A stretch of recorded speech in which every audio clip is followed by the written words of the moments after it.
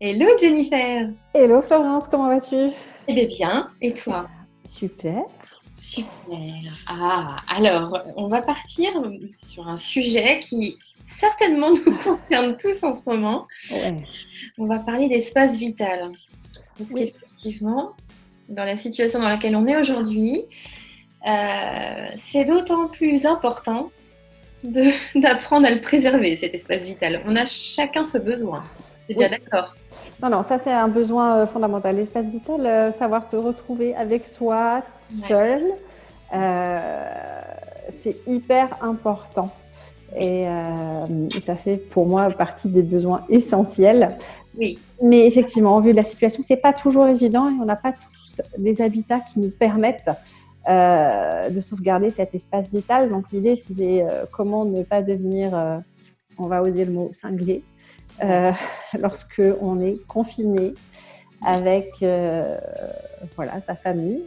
Et Mm. comment on arrive à se préserver en fait, parce que l'idée c'est voilà, c'est qu'est-ce que je peux mettre en place pour me préserver un temps pour moi. Parce que ça, c'est aussi compliqué, on parle d'espace vital, mais j'ai aussi envie d'introduire cette notion de temps.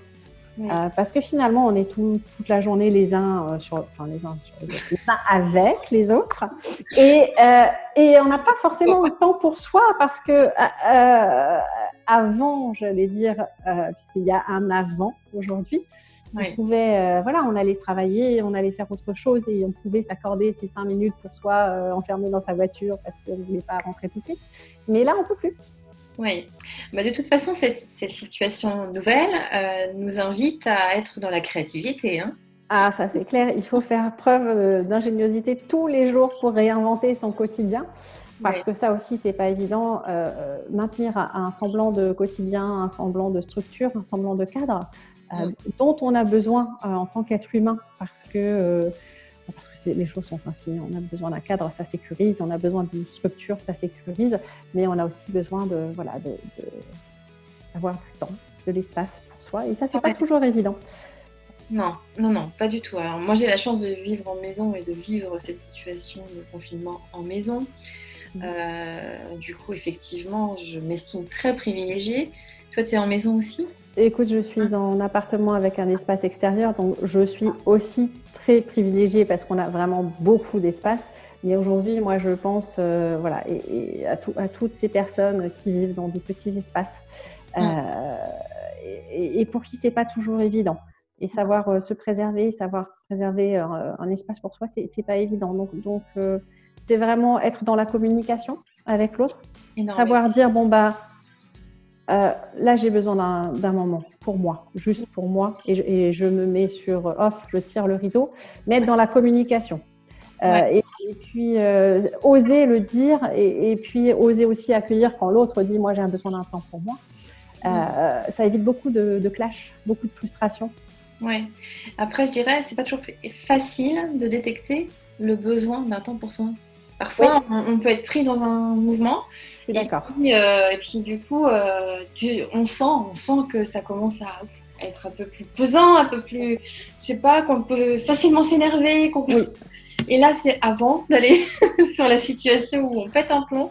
Ça nous arrive tous quand même, hein. Enfin, moi, personnellement, ça m'est arrivé même pendant cette période-là, hein. Même si je me connais bien et que je sais quels sont mes besoins. Ça m'arrivait surtout au début de dépasser en fait la limite parce que j'avais envie de faire tellement pour tout le monde que voilà, je dépassais mes limites. Et puis, je me suis dit, oula, attention. Et là, j'ai un peu plus écouté comment j'étais, un peu plus, je me suis un peu plus observée moi-même. Je ne sais pas si tu fais ça aussi pour si, toi. si. Ouais, et du coup, j'ai commencé à identifier plus facilement les moments où je commençais à basculer dans attention, Attention. c'est ça, exactement. Et là, Ouais. après, on peut peut-être partager nos petites astuces parce que même si on est dans un espace confortable et voilà, qui est propice à plus de temps et d'espace pour soi, ça n'empêche qu'on est dans un rythme aussi tous comme tout le monde et qu'il y a des moments en fait on peut être embarqué en fait, hein, on peut être Ouais. embarqué et puis ne pas être dans la vigilance de ne pas avoir pris suffisamment de temps pour soi. Bah, moi, tout simplement, le premier truc, c'est le prévoir. Ouais. C'est tous les jours me dire, bon, ben, ok, voilà, j'ai tout ça à faire, mais surtout, j'ai ce temps-là et cet espace pour moi. Et c'est non négociable. Complètement. Voilà, c'est non négociable et c'est communiquer à l'entourage, à la famille. Et voilà, bon, bah, moi, je vais prendre ne serait-ce que 5 minutes, 10 minutes. Mais ça, là maintenant, pendant ces 10 minutes, je n'existe plus, je ne suis plus là, je suis hors du temps, hors d'espace et je suis avec moi. Effectivement, ça nécessite de bien se connaître et les pétages de plomb peuvent arriver parce que des fois, on a tendance à dépasser nos limites. Mais à partir du moment où c'est dans la routine quotidienne, et puis inviter aussi son entourage à se dire bon bah ok, tu peux prendre un temps pour toi parce qu'on en a tous besoin de ce temps pour soi. D'autant plus quand on a des petits dont il faut s'occuper, voilà, ou même des plus grands, parce que finalement, on a quand même. Moi, je me suis rendu compte avec cette situation que je n'ai jamais autant cuisiné. Je ne sais pas pour toi, mais je n'ai jamais fait autant de repas. Voilà, et au bout d'un moment, eh bien, effectivement, oui, je vais péter les plombs. Donc là, on sort la pizza du congèle et ça suffit, et c'est bien. Et c'est aussi savoir se respecter et puis prendre en compte ses besoins. Oui, oui, et encore une fois, les exprimer, tu vois. Moi, j'ai pas hésité à exprimer à mon cher et tendre que j'avais besoin de relais, à mon fils qui est non-stop avec nous là en ce moment, pour lui dire, bah, écoute, dans la semaine, tu nous prévois, tu réfléchis à un petit repas que tu pourrais nous préparer. Enfin, il y a plein d'idées. Après, évidemment, quand les enfants ont 2-3 ans, c'est un peu plus compliqué. Mais, voilà, il faut s'adapter. Mais en tous les cas, je pense que l'expression du besoin qu'on a est très très important, et inviter aussi les personnes avec qui on vit à s'exprimer et à s'observer, à prendre en compte leurs émotions, leurs états en fait, tout simplement, et de le dire. Je pense que la communication, elle est juste primordiale dans une situation comme celle-ci, et quel que soit l'espace qu'on ait, que ce soit un appartement tout petit ou que ce soit un espace plus grand, c'est la même chose. Et s'isoler, c'est possible en mettant des écouteurs, en écoutant de la musique, en écoutant ce qu'on veut, mais à partir du moment où on a prévenu que l'entourage proche ne devait pas interagir. Ça, c'est essentiel et primordial. Prévenir. Ouais. J'ai le souvenir d'une cliente qui prenait des temps pour elle, mais elle ne prévenait pas l'entourage. Et du coup, ça finissait inévitablement en clash. Et puis, quand elle a commencé à prévenir son entourage en disant voilà, là, c'est un temps pour moi. Et c'est pas parce qu'on a des petits qu'on ne peut pas prendre un temps pour soi. Ils peuvent jouer 5 minutes ou voilà, quand il y a conjoint, on peut confier les enfants au conjoint 5 minutes. Histoire de prendre un temps pour soi et puis s'il faut attendre le coucher de tout le monde pour prendre un temps pour soi, alors on attend le coucher. Voilà, mais tout ça, ça nécessite de bien se connaître, et là finalement j'ai envie de dire, dans notre malheur on a une chance, on a la chance de pouvoir prendre du temps, et du temps pour se connaître, s'apprivoiser, réfléchir sur soi, sur ce qu'on veut, sur ce qu'on veut pas, sur qui on est, sur ses besoins, et donc faire remonter tout ça et en prendre vraiment conscience. Et ça, c'est une chance.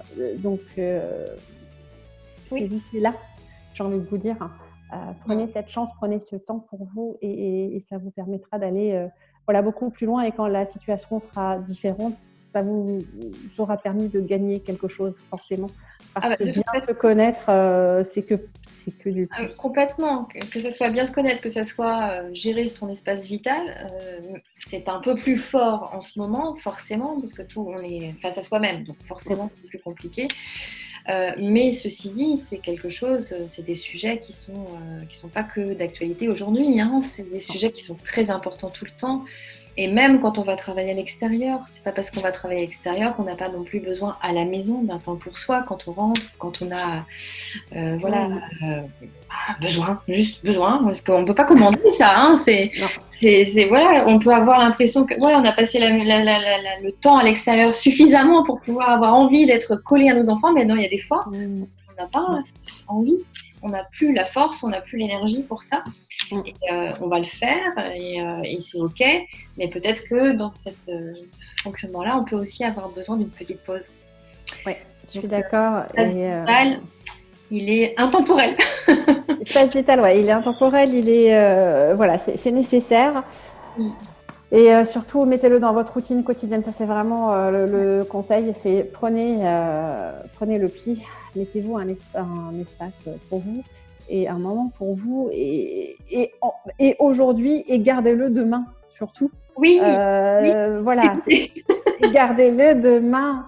Si vous ne savez pas comment faire, si vous êtes un peu bloqué là-dessus parce que vous n'arrivez pas à voir comment vous pourriez faire sur vos journées peut-être surchargées malgré la situation, aussi bien Florence que moi, on est là pour vous.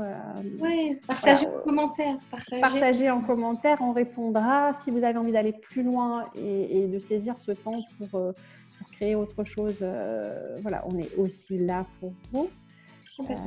Voilà, donc n'hésitez pas à nous laisser des commentaires. On aime bien lire vos commentaires et surtout on aime bien aussi y répondre et puis surtout en cette période, voilà, l'idée c'est de pouvoir échanger et même si on est chacun chez soi, de continuer autrement à partager. Voilà, d'avancer sur soi.